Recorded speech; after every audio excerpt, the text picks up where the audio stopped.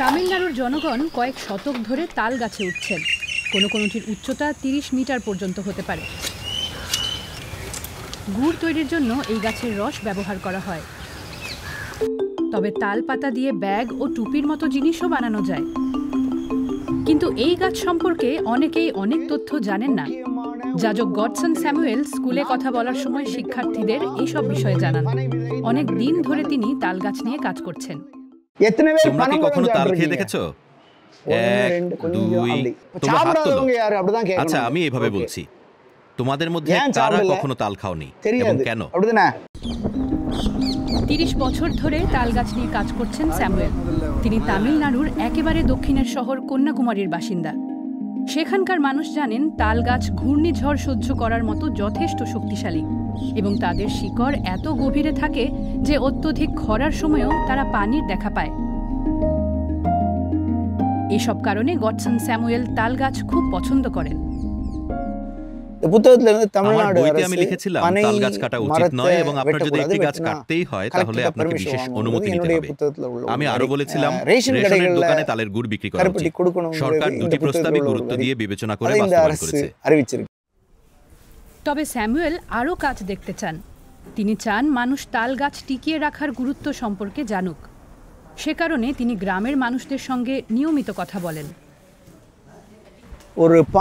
আমি তাল পাতার প্রদর্শনী করেছি।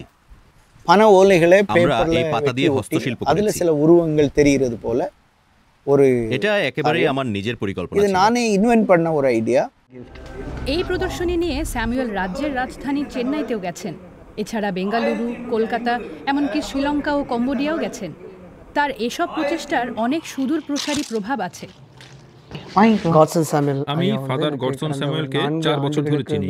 প্লাস্টিকের পরিবর্তে কিভাবে তাল পণ্যের ব্যবহার বাড়ানো যায় এবং সেগুলোকে মানুষের কাছে গ্রহণযোগ্য করা যায় তা নিয়ে আমরা আলোচনা করেছি।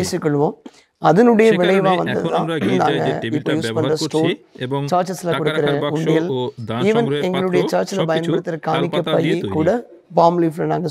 তালপাতা নিয়ে আয়োজন করা আমাদের ওয়ার্কশপে অংশ নিয়ে অনেকের চাকরি হয়েছে, জীবিকার ব্যবস্থা হয়েছে।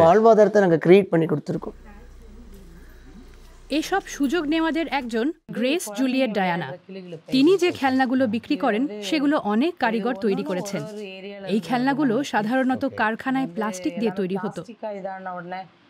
কিন্তু তালপাতা কি প্লাস্টিকের বিকল্প হতে পারে? গডসন স্যামুয়েল বাস্তবতার কথা জানালেন। তালপাতার পণ্যের মান অনেক ভালো এবং নির্মাতাদের উপর এর স্থায়িত্ব নির্ভর করে। কিভাবে ব্যবহার করা হচ্ছে সেটাও গুরুত্বপূর্ণ। কিন্তু প্লাস্টিকের বিষয় হচ্ছে আমরা সবাই জানি যে এটা পরিবেশের অনেক ক্ষতি করে। ফলে তাল পণ্য প্লাস্টিকের সরাসরি বিকল্প নয়। আমরা যদি দৈনন্দিন জীবনে বেশি করে তাল পণ্য ব্যবহার করি তাহলে সম্ভবত প্লাস্টিকের চাহিদা কমে আসবে। স্যামুয়েলকে এখনো অনেক দূর যেতে হবে। তিনি চান তালপাতা আরও বেশি স্বীকৃতি পাক এবং শিক্ষা প্রতিষ্ঠানে এটি নিয়ে পড়ানো হোক। তালগাছ থেকে এই অঞ্চল ও অঞ্চলের মানুষ এত উপকৃত হয়েছে যে স্যামুয়েল বলছেন এখন কিছুটা ফিরিয়ে দেওয়ার সময় হয়েছে।